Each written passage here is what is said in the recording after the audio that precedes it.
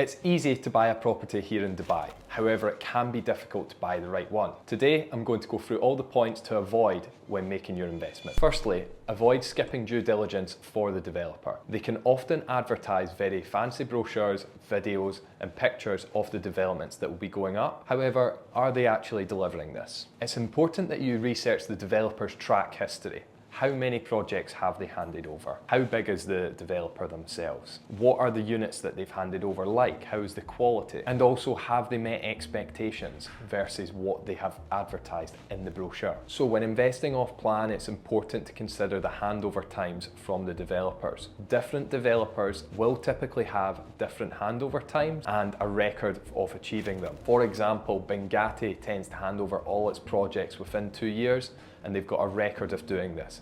However, some other developers will have longer timelines and still run over them. With this in mind, it is important that you consider if the developer is escrow compliant when doing off plan. It means they can only pull funds from the Dubai Land Department escrow as they complete the project gradually. Next up is payment plans. Of course, when you invest off plan, you will have a payment plan throughout construction and then post handover. Different payment plans will suit different personnel, so it's important to consider what your situation is, how much cash you expect to have over the payment plan, and will you be able to make these payments. The plan itself may come across as very easy, however on handover you may have a large chunk that you didn't quite consider that is going to now be difficult for you. For example, you may have a 50-50 payment plan, 50% in construction, 50% on handover, or it could be as high as 80% and 20% on handover. So it does vary here. So it is important to consider the length of the development,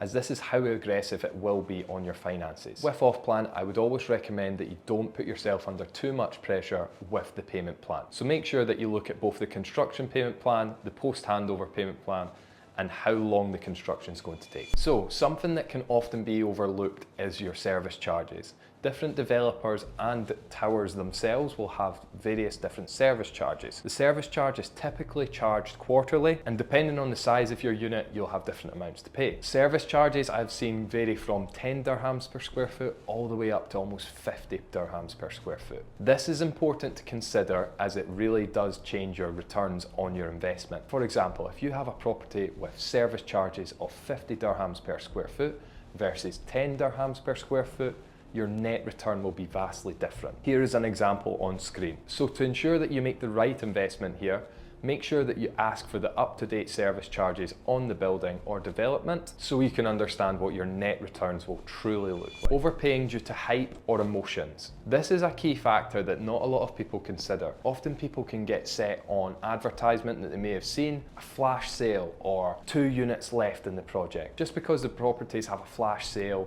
or a couple of units left, it doesn't necessarily mean that they will be great value. Always compare what you can see in the market currently, potentially on Bayut or Property Finder, but also look at previous sales. There is websites that you can use to see the previous data. If you are looking for more information on a specific property or would like a breakdown, do get in contact with us on the details below. Of course, there is going to be times that you need to move quickly on a property, but as mentioned, just make sure that you've done your research before making that move. So before you start visiting properties or making any inquiries, it's important to factor in all the costs. So of course you will see the sale price, but what other fees come with this? So when you're buying a ready property, not only do you have the full price of the property, you have a 2% agency fee and a DLD fee.